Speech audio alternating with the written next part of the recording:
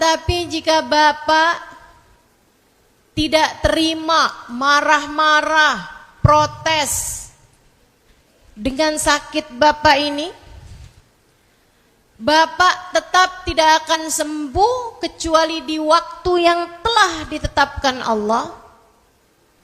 Dan Bapak akan sembuh dalam keadaan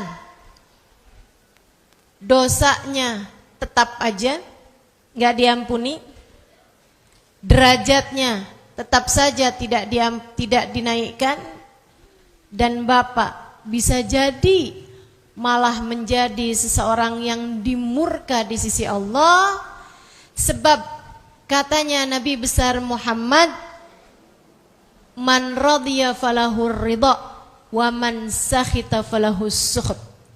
Siapa yang selalu ridha dengan keputusan Allah, Allah pun akan ridha padanya. Siapa yang selalu berdamai dengan takdirnya Allah, Allah pun akan ridha padanya.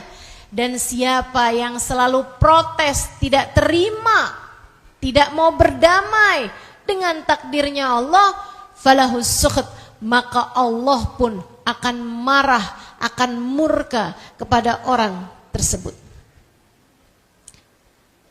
Kata Allah dalam hadis qudsinya, man lam yarda biqada'i falyatluba rabban siwaya. Siapa yang tidak terima, tidak mau berdamai dengan keputusan-keputusanku, tidak mau berdamai dengan takdir-takdirku, silahkan cari Tuhan selain diriku. Serem bener. Apa artinya silahkan cari Tuhan selain diriku? Allah sangat mungkin untuk mencabut keimanan dari orang tersebut yang tidak terima, yang tidak ridho dengan apa yang sudah Allah Subhanahu wa ta'ala takdirkan. Yo, kita semua nih sebagai manusia menjalani takdir kita masing-masing. Allah ciptakan kamu, ada yang tinggi, ada yang pendek, ada yang langsing, ada yang langsung, ada yang putih, ada yang sawo.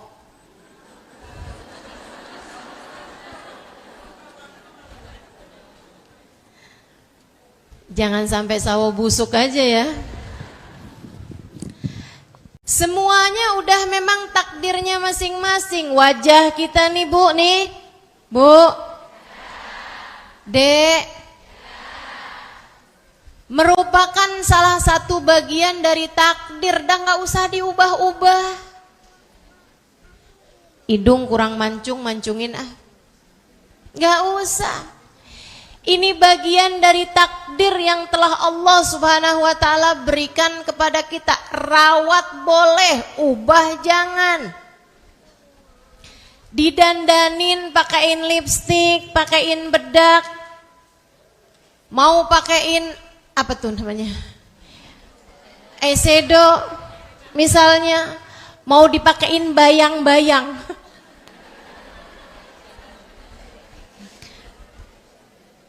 Di hidung biar kelihatan mancung gitu kan.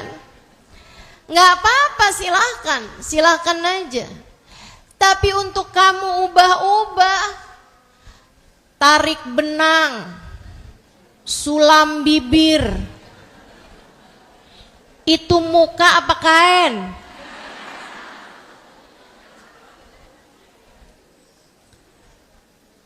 Masya Allah.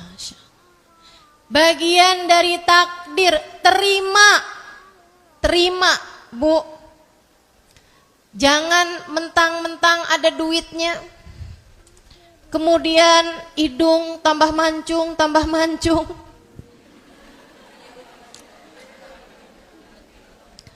operasinya bolak-balik. Masya Allah. Ada nih orang-orang zaman sekarang macem-macem dah. Saya pernah lihat mukanya orang udah tua tapi nggak keriput gitu. Umurnya ternyata 60-an tahun. Tapi kelihatannya kayak 30-an gitu. Ternyata itu habis operasi ganti kulit.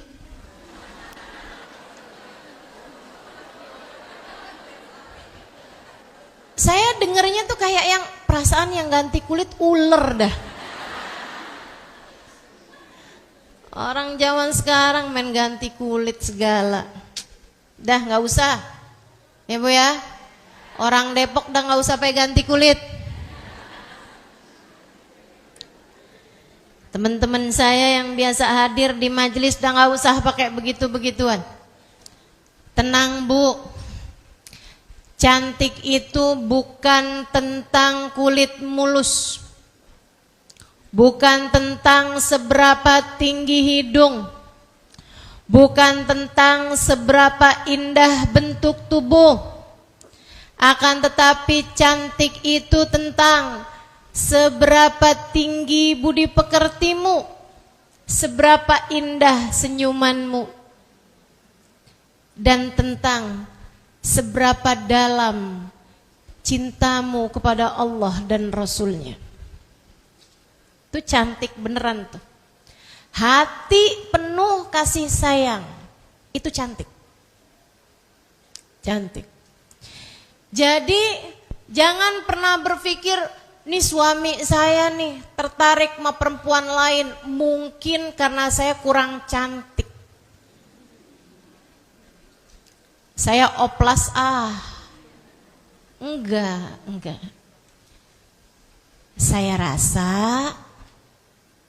Saya rasa mungkin karena kurang sering mendapatkan senyuman darimu, kurang merasa dihargai olehmu, atau ya emang mau aja kali.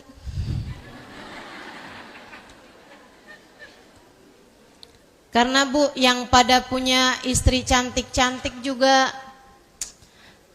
tetap aja Bu ya.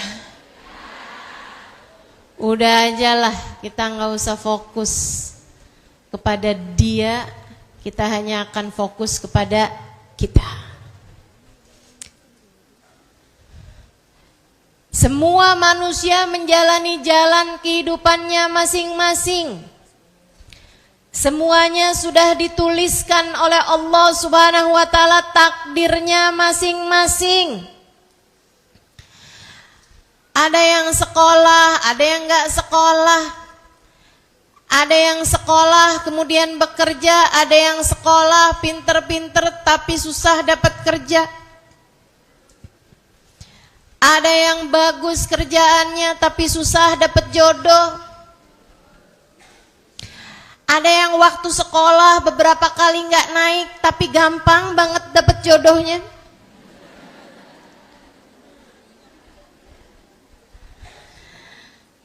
Itu emang takdir. Kita tuh nggak bisa memperkirakan nih orang pinter banget ya, nih bakalannya cepet nih dapat jodoh, belum tentu. Nih orang nih pinter banget nih, kayaknya kerjanya bakalan bagus, belum. Ini bakalan kaya raya nih, belum. Saya ingatkan kembali untuk tidak foto, tidak video ya. Teman-teman saudaraku sekalian yang saya muliakan,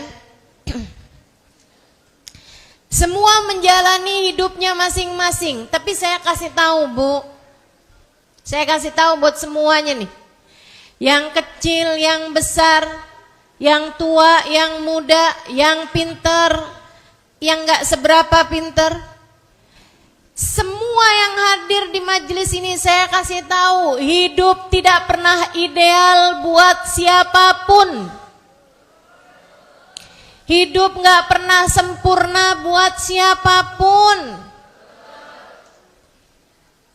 Hidupnya gak ideal, tapi semoga kamu dapat menjalaninya dengan ibadah yang ideal. Hidupnya nggak ideal, tapi hati kamu, akhlak kamu mudah-mudahan ideal. Hidupnya nggak ideal, tapi semoga pengikutanmu terhadap jalannya Nabi Muhammad ideal. Semoga kita semuanya dapat menjadi hamba Allah yang ideal. Kalau mau nyari hidup sempurna buat seseorang nggak ada. Nggak ada orang hidup nggak pernah sakit, nggak ada. Ada ding, satu orang namanya Fir'aun. Jadi kalau kamu doa, ya Allah saya jangan dikasih sakit dong ya Allah. Di sisa hidup saya ya Allah sehatin aja terus ya Allah. Jangan pernah kasih saya sakit, gatel sekalipun jangan. Flu jangan, sakit kepala jangan. Pokoknya saya mau hidup sehat terus. Kamu lagi doa pengen jadi kayak Fir'aun. Hidup tidak pernah ideal buat siapapun. Semua orang menjalani masa sulitnya masing-masing. Bu, semua orang menjalani ujiannya masing-masing, Dek. Semua orang ada hari-harinya yang terasa begitu gelap. Nggak apa-apa. Itu keabsahan menjadi seorang manusia. Sebab bahkan lukisan yang indah sekalipun punya warna-warna gelap. Bukan berarti lukisan yang indah tuh semuanya harus pink. Bukan berarti lukisan yang indah tuh semua harus berisi warna-warna terang. Enggak gitu. Ada gelapnya, ada hitamnya, ada kelabunya, ada biru dongkernya. Itu yang menjadikan langit hidupmu menjadi berwarna. Maka sesekali datang kegelapan dalam hidup. Sesekali ada saatnya langit harimu kelabu. Enggak apa-apa, enggak apa-apa, enggak apa-apa. Saya sampaikan padamu, enggak apa-apa. Ada saatnya kamu sakit, enggak apa-apa. Ada saatnya kamu sulit, enggak apa-apa. Ada saatnya kamu dibenci oleh orang, enggak apa-apa. Enggak apa-apa. Ada saatnya kamu hilang uang, hilang kerjaan, hilang respek dari orang, enggak apa-apa. Enggak apa-apa. Kamu hanya perlu memastikan bahwa dalam keadaan apapun kamu tetap menjadi hamba Allah yang Allah Subhanahu wa taala ridho kepadamu. Itu aja. Itu aja. Dalam keadaan apapun tetaplah memantaskan diri menjadi hamba yang Allah akan memandangmu dengan pandangan kasih sayangnya.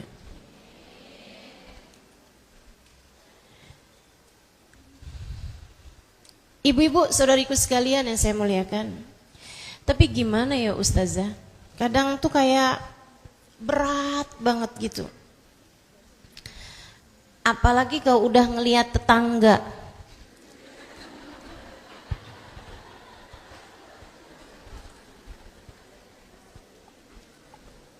Hidup saya susah. Tetangga tinggal beli barang mulu. Tiap hari kurirnya Shopee. Dateng mulu ke rumah. Ntar bawa kulkas. Ntar benerin AC. Jangan bandingkan hidupmu dengan hidup orang lain. Itu adalah cara pertama untuk bahagia. Kalau orang selalu membandingkan hidupnya dengan hidup orang lain, itu adalah cara mudah untuk menyiksa diri. Kamu jangan mau kayak begitu, akhirnya tersiksa hidupmu kalau kamu terus-terusan bandingin hidup kamu sama hidup orang lain. Tetangga ninggiin rumah, kamu tinggi darah.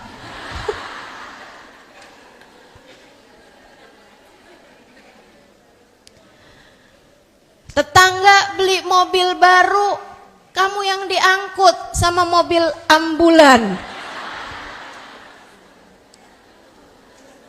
Jangan. Tenang. Qad ja'alallahu likulli syai'in qadra.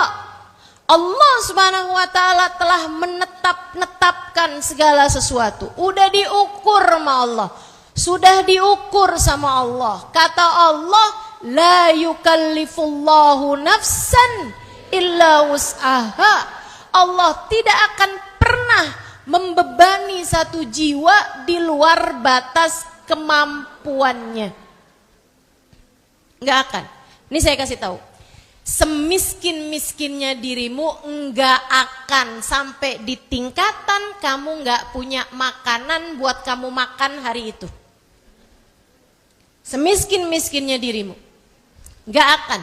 Ada ceritanya kamu sampai dari miskinnya enggak punya sesuatu untuk bisa kamu makan hari tersebut. Enggak ada. Mungkin kamu akan kepikiran untuk seminggu depan nih, enggak ada. Mungkin kamu akan kepikiran untuk besok hari, kayaknya enggak ada. Tapi untuk hari itu ada pasti. Besoknya nanti Allah akan kasih lagi. Saudara sekalian saya muliakan, kenapa?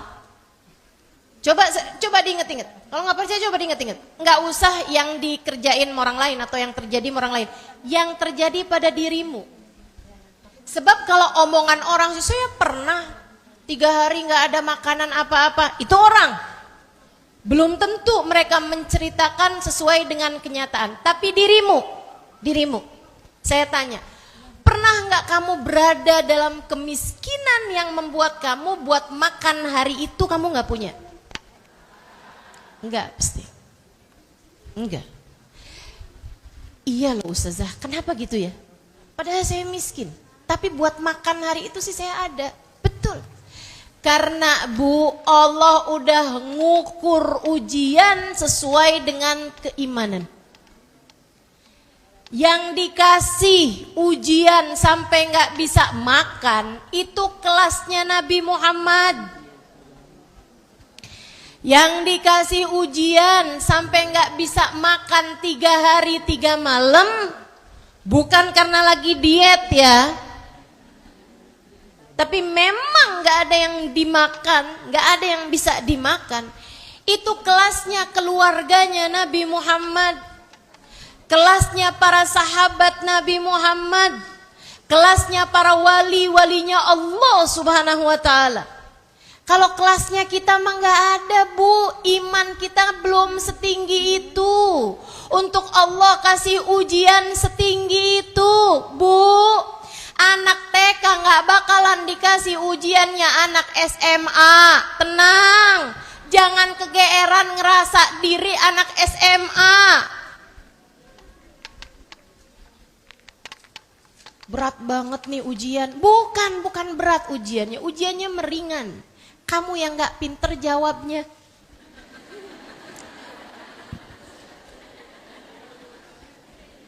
Betul? Coba diingat-ingat lagi. Bukan ujiannya yang berat, tapi kamu yang belum mampu untuk menjawabnya. Makanya ada seorang bapak bilang, anak bilang sama bapaknya gini, Pak, makanan kita habis, sudah nggak punya beras, sudah nggak punya apa-apa. Kita malam ini akan tidur dalam keadaan kelaparan. Kata bapaknya, jangan GR nak. GR gimana Pak? Saya lagi ceritain penderitaan kita. Bahwa kita nggak punya makanan buat kita makan nanti malam. Iya tapi kamu jangan kegeeran. Itu tuh ujiannya para nabi.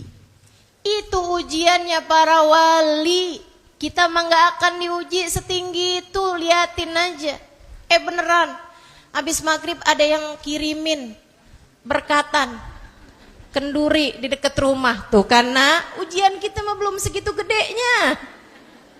Ujiannya Nabi gede, sampai mengganjal perutnya dengan batu. Sahabat tuh pernah sholat di belakang Nabi Muhammad. Tiap Nabi Muhammad gerak, kedengeran suara gemertekannya batu. Ternyata ada beberapa kerikil, beberapa batu Nabi Muhammad letakkan di perut beliau karena sudah 3 hari 3 malam tidak masuk makanan apa-apa ke dalam perut beliau. Itu Nabi. Maka Bu, sebelum kamu bilang saya miskin amat sih hidupnya, kenapa sih hidup begitu menderita? Saya adalah perempuan paling malang di dunia. Sebelum kamu berpikir seperti itu, silahkan lihat lagi keadaanmu itu. Pernahkah Allah membiarkanmu tanpa makan? Pernahkah Allah membiarkanmu tanpa pakaian? Pernahkah Allah membiarkanmu pengen tidur nggak punya tempat untuk sekedar bernaung? Nggak pernah.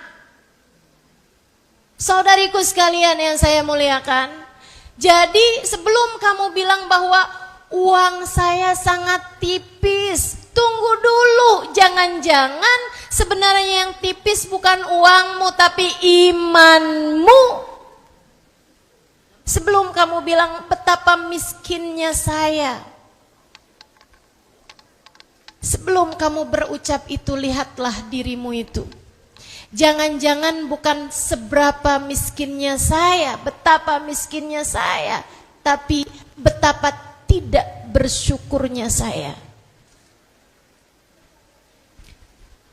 Seringkali yang kurang tuh bukan uangnya, tapi syukurnya. Seringkali yang kurang tuh bukan nikmatnya, akan tetapi syukurmu terhadap kenikmatan yang datang dalam hidupmu. Bu, Allah kasih mata, mau gak ditukar 200 juta? Masing-masing 100 juta gitu. Mau? Gak mau tuh. Yang di belakang mau nih kali ini? Enggak juga. Enggak mau. Kamu punya ginjal tuh Bu, kalau didonorkan lumayan loh. Mau enggak? Donor ginjal 500 juta mau? Betapa sangat kayanya dirimu.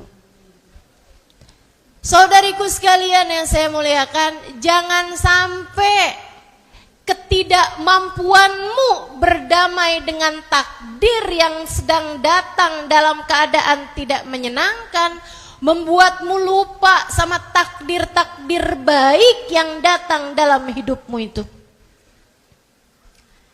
Ini nih kayak gini loh Bu, saya kasih cerita permisalan yang gampang, biar nanti ibu-ibu jadi bekal, inget-inget terus gitu. Ada orang bikin bangunan pasang bata. Memang bangunannya bata yang disusun-susun gitu, nggak di tembok. Habis dia pasang nih, dia lihat, cakep nih. Dia lagi mengagumi hasil kerjanya, ada kawannya masuk. Dia bilang, siapa nih ngerjain tembok ini? Saya. Bagus kan? Apaan nih, kayaknya miringnya 2. Dilihatin, iya ya ampun, miring nih 2 nih, gak simetris. Kok bisa miring sini? Kayaknya tadi pas ngerjain nih saya lagi kepikiran utang nih kayaknya. Bisa miring kayak gini ya. Aduh gimana nih? Ibu-ibu sekalian, dia setiap kali lewat dinding itu dia lihat 2 yang miring itu dan dia jadi sedih. Sampai karena gak enak banget perasaan dia sampai datang sama mandornya. Dia bilang, boleh gak nih dinding ini saya hancurin, ntar saya bangun lagi gitu. Kata mandornya, jangan, udah banyak tuh modalnya, gak usah, udah biarin aja. Tapi ini ada 2 yang miring, ya udah gak apa-apa deh gitu.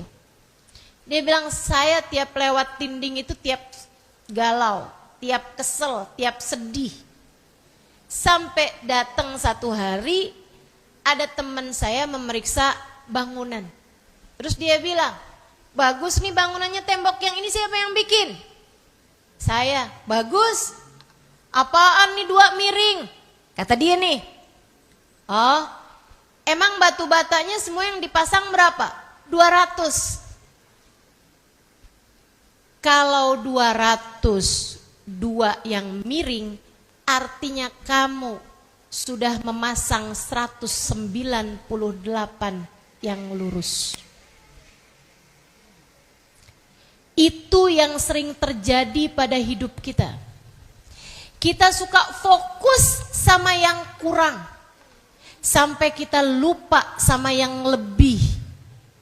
Bu, semua dari kita dikasih kenikmatan yang sangat banyak. Jangan sampai fokusmu kepada yang kurang-kurang membuatmu kemudian jadi lupa betapa sangat banyaknya kenikmatan yang telah Allah SWT berikan dalam hidupmu itu. Apaan Ustazah? Saya nggak punya kelebihan Ustazah selain berat badan.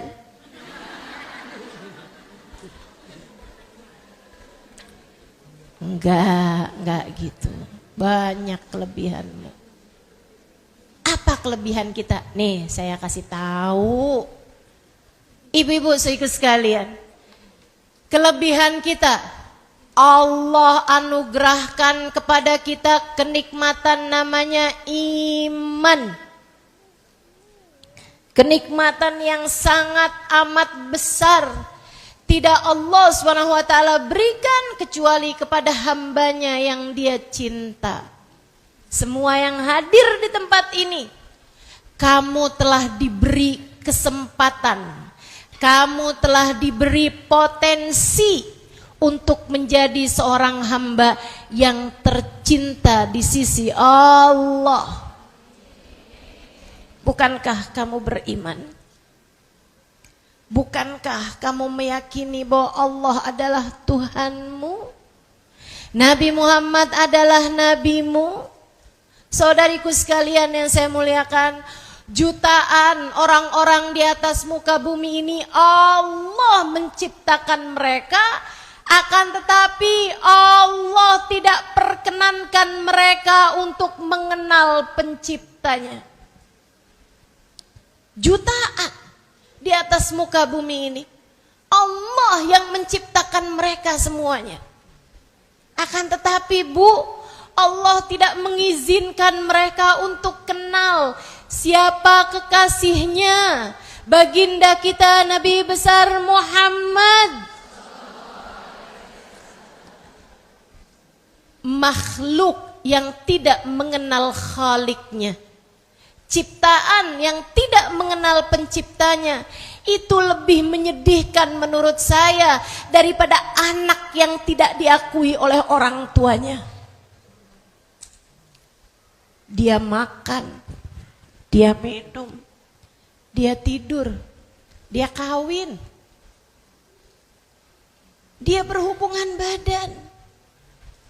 Akan tetapi tidak sekalipun dia diizinkan untuk menyebut nama Allah Tuhannya. Ibu pernah ngerasain gak gini? Sebel banget sama orang sampai gak pengen ketemu sama dia. Pernah? Bu, saya tanya lagi. Pernah gak sebel banget sama orang sampai gak kepengen nyebut namanya? Parah juga ya ibu-ibu nih ya.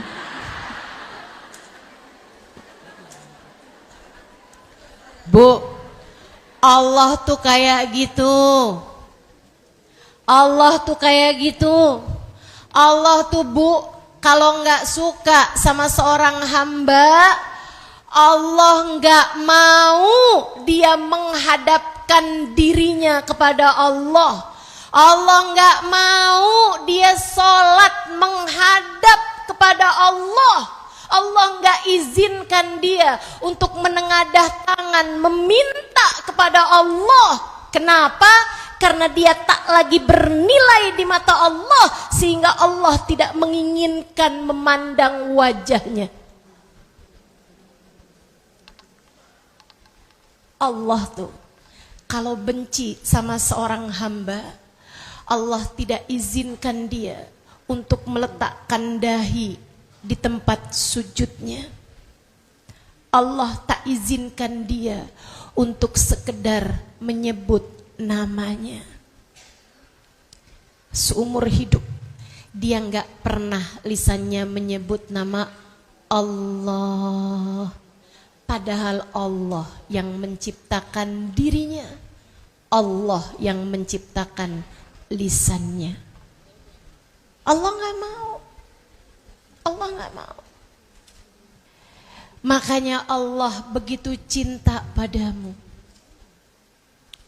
dibiarkannya kamu sholat, diperkenankannya kamu untuk memanggil-manggil namanya, diizinkannya kamu siang hari ini duduk di masjid untuk mendengarkan tentangnya, diizinkannya hatimu berdebar-debar, diperdengarkan tentang segala sesuatu tentangnya, diizinkannya lisan-lisan kamu untuk menyebut-nyebut namanya dan bersolawat kepada kekasihnya, diperdengarkannya kepadamu firman-firmannya. Apalagi tanda cinta yang lebih besar daripada ini semuanya. Kamu adalah seseorang yang tercinta di sisinya. Jangan pernah iri terhadap siapapun. Kalau ada seseorang yang kamu kepengen iri, irilah kepada mereka yang Allah perkenankan mengingat nama Allah tanpa jeda.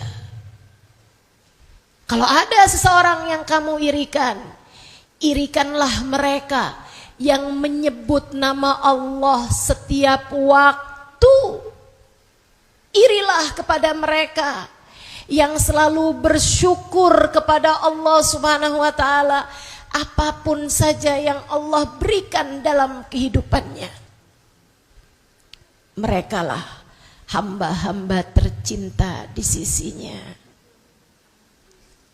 Saya kalau ditanya, Ustazah, sepanjang hidup pernah nggak datang rasa iri? Pernah, pernah. Tapi saya nggak pernah iri sama perempuan yang cantik-cantik itu. Apalagi cantiknya hasil operasi. Nggak asli. Saya nggak pernah iri sama perempuan-perempuan yang duitnya banyak, kaya-kaya, gitu ya. Nggak iri saya. Saya nggak kepengen menjadi salah seorang di antara mereka. Saya nggak pernah iri sama seorang perempuan yang suaminya cinta mati sama dia. Saya bayangin kalau saya dicinta matiin sama suami saya susah pasti mau izin ngajar. Bakalan banyak tuh undangan yang pakai persyaratan. Saya akan datang kalau suami saya ngizinin ya. Ustazah hari ini datang apa enggak? Maaf, tangan saya dipegangin mulu nih. Nyusahin pasti. Betul gak? Ibu-ibu mau saya dicintai segitunya sama suami saya?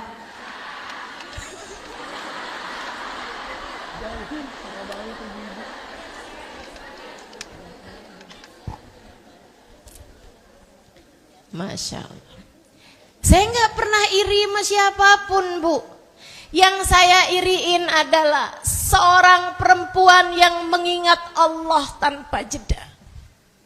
Yang saya ingin menjadi sepertinya adalah perempuan-perempuan yang bahkan sampai sekarang saya kalau ingat mereka, saya nggak tahu muka mereka di saat lagi nggak senyum. Selalu tersenyum kapanpun dan dimanapun. Karena hati mereka penuh dengan rasa syukur kepada Allah. Bahkan di saat sakit mereka, bahkan di saat sulit mereka, bahkan di saat-saat paling berat dalam kehidupan mereka, ucapan yang selalu mereka sampaikan adalah Alhamdulillah. Luar biasa. Saya ada cerita tuh di buku Bidadari Bumi yang pertama. Perempuan yang saya temui di bis. Boleh lah ya saya cerita lagi. Saya hari itu dapat tugas ngajar untuk daurah. Daurah itu pesantren kilat buat perempuan. Tapi kami buatnya Darul Zahra waktu itu. Waktu saya sekolah di Tarim, Hadramaut, Yaman. Saya dapat tugas mengajar di luar pesantren. Ada daurah yang dilaksanakan atau dibuat oleh guru kami, Babah Nur, mengajar perempuan-perempuan di kota Tarim. Saya pagi itu udah siap-siap jalan nih. Saya punya jadwal kajian jam kedua, tapi kendaraannya akan menjemput kami dari sebelum jam pertama. Bis datang mengangkut semua perempuan-perempuan tuh. Ada kayak semacam pemberhentian bisnya gitu. Pagi itu saya udah siap-siap, tapi sebelum bisnya datang saya liatin ada angin. Angin di sana tuh suka kelihatan kalau mau berhembus, Bu, kenceng, muter-muter. Gurun pasir tuh anginnya begitu ya. Saya ingat saya punya jemuran. Hampir semua baju saya lagi saya jemur. Itu kalau misalnya nggak saya selamatin, saya takut aja jemuran saya kena angin beliung begitu tuh. Yang akhirnya saya nggak punya baju, sama yang paling saya khawatirkan, ada Syekh, ada Habib lagi jalan di depan pesantren. Tiba-tiba, apa ini? Saya sedih, saya nggak mau jadi perempuan yang begitu. Jadi akhirnya saya naik lagi, saya selamatin jemuran saya taruhin di ember, saya turun lagi, bisnya udah jalan. Untung saya punya ngajarnya jam kedua. Saya telepon kepada pihak Pondok Pesantren Putra Darul Mustafa, saya bilang saya punya jadwal ngajar di Darul Faqih waktu itu tempatnya, tapi saya ketinggalan bis. Dia bilang, marhaba ustazah, baru silakal bas. Dia bilang, baik ustazah, kami akan kirimin bas. Saya, Bu, dari sejak umur segitu tuh udah ngajar saya. Jadi kalau ibu-ibu nih ada yang bilang, wah Ustazah Halimah nih lagi viral, ada ustazah baru. Bu, saya nggak baru. Saya jadi ustazah udah lama. Ustazah kemana aja ya dulunya ya? Bukan saya yang kemana aja dulunya, kamu yang kemana aja dulunya.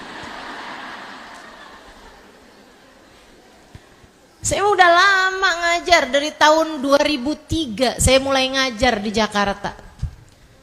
Sekarang udah tahun 2023, udah 20 tahun saya ngajar. Udah hampir separuh dari hidup saya. Tuh ya, ibu-ibu lihat saya umurnya kayak berapa nih?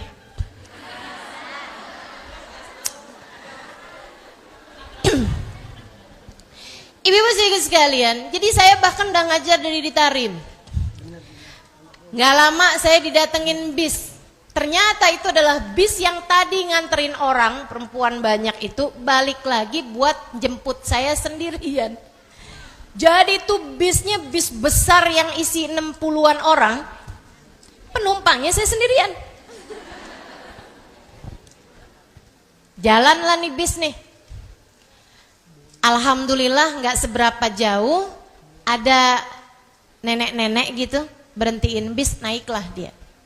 Kita di sana tuh biasa menegur siapapun karena memang di sana itu nggak ada orang non Muslim, nggak ada, semua Islam. Dan semua orang tuh kayak bersaudara gitu. Saya ngerasain innamal mu'minuna ikhwah. Sesungguhnya orang mukmin satu sama lain itu bersaudara justru di negeri sana. Di kota Tarim namanya. Saya tegur beliau gitu, Assalamualaikum warahmatullahi wabarakatuh, ahbaba. Terus dia bilang, Waalaikumsalam warahmatullahi wabarakatuh, ya bunayya. Gitu, dia biasa tuh manggil di sana kayak anakku gitu. Padahal baru pertama kali ketemu. Saya mau tegur dia gitu, halukum ahbaba. Dia bilang, alhamdulillah, bkhair, alhamdulillah. Saya mau ajakin ngobrol, sok-sokan, sekalian latihan bahasa Arab. Tapi perempuan itu dari awal naik lisannya nggak berhenti, la ilaha illallah, la ilaha illallah, la ilaha illallah, la ilaha illallah, la ilaha. Saya nggak mau dong gangguin orang lagi zikir. Dia duduk di depan saya 2 baris, saya di belakangnya, saya liatin pemandangan. Mobil melaju cukup kenceng. Tiba-tiba ada anak kecil nyebrang.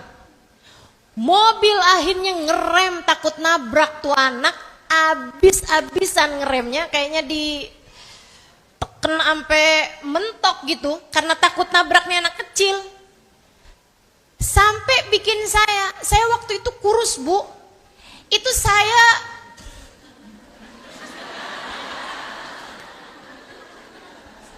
jangan salah. Ibu-ibu sekalian, saya waktu itu kurus banget. Saya tuh begitu mobilnya itu ngerem, saya kan itu otomatis kan kita ke belakang terus ke depan kan begitu. Terantuk sama besi mobil depan, bangku depan gitu. Begitunya aja yang kayak begitu gitu. Tapi kan orang kurus lebih bisa menjaga kestabilan badan dibandingkan dengan orang yang lebih berat gitu kan. Perempuan di depan saya, nenek-nenek ini, ibu-ibu sekalian, ini enggak ya, saya enggak lagi ngebully yang beratnya overweight gitu, enggak. Tenang ibu-ibu sekalian, berat badanmu bertambah, insya Allah seberat itu pula lah pahalamu di sisi Allah. Berat badanmu lebih, insya Allah lebih pula kedekatanmu dengan Allah. Terus Bu, saya dengar lagi katanya nih ya, di planet Mars 100 kilo sama dengan 35. 100 kilo di bumi sama dengan 35 berat di planet Mars. Jadi kalau ada orang bilang, kamu kok gemuk banget? Enggak, saya enggak gemuk, saya cuma salah planet.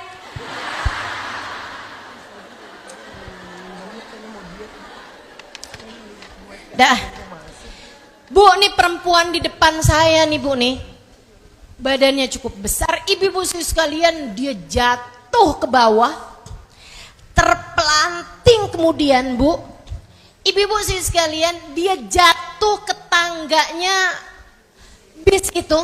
Dia berusaha untuk mempertahankan badannya dengan pegang besinya. Ternyata di bagian besinya tuh ada yang menonjol, masuk ke kulitnya, berdarah, dia lepaskan lagi, kemudian terpelanting sampai ketika mobil tersebut, bis tersebut berhenti, dia dengan darah-darah di badannya tergeletak tepat di depan saya.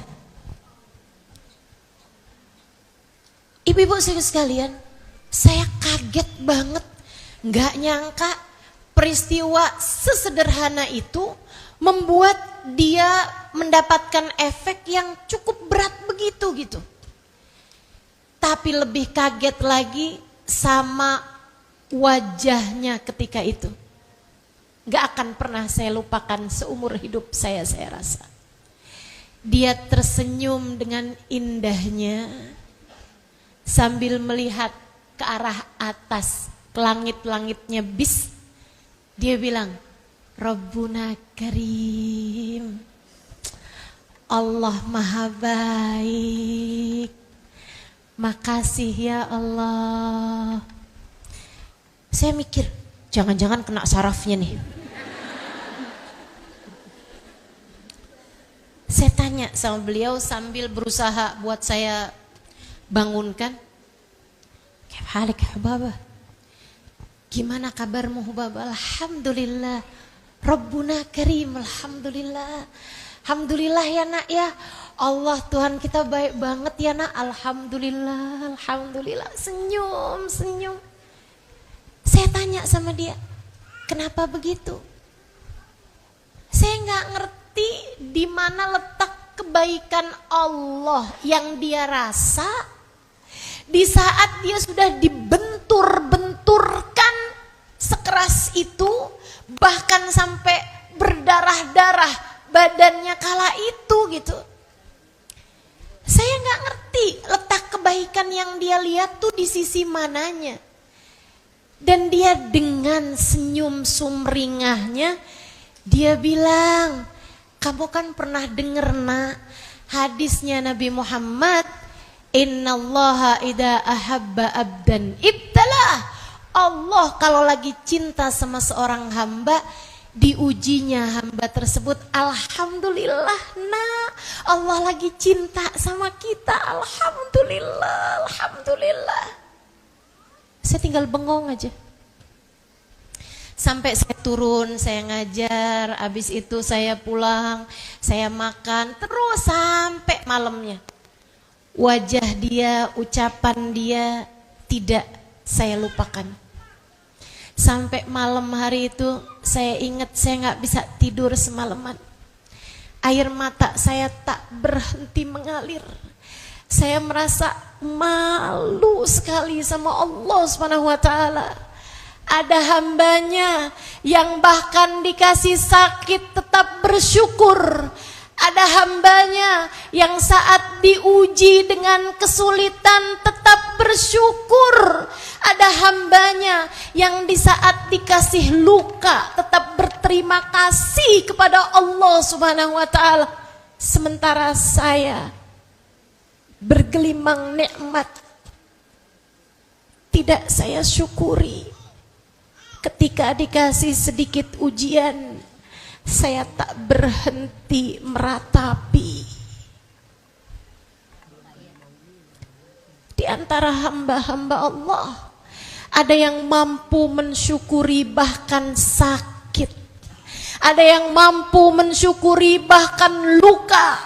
Ada yang mampu mensyukuri bahkan yang orang lain sebut sebagai derita. Sementara kita dikasih kenikmatan bergelimpangan. Sementara kita dibuat Allah Subhanahu wa taala kesana kemari dengan nikmatnya Allah Subhanahu wa taala yang tak pernah ada putus-putusnya. Kita lupa mensyukurinya. Namun jika dikasih ujian sekecil apapun, kita mendadak merengek-rengek, merasa diri kayak sebagai makhluk yang paling berat ujiannya, merasa diri sebagai seorang yang sebenarnya nggak pantas diperlakukan seperti itu, merasa diri paling menderita, merasa diri bahwa Allah telah memberi ujian yang paling besar dalam kehidupan kita. Bukan. Yang menipis bukan uangmu, tapi syukurmu. Bukan.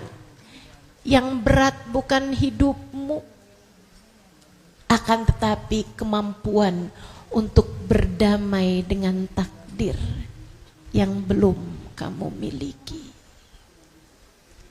Yuk, belajarlah menikmati dan mensyukuri kenikmatan.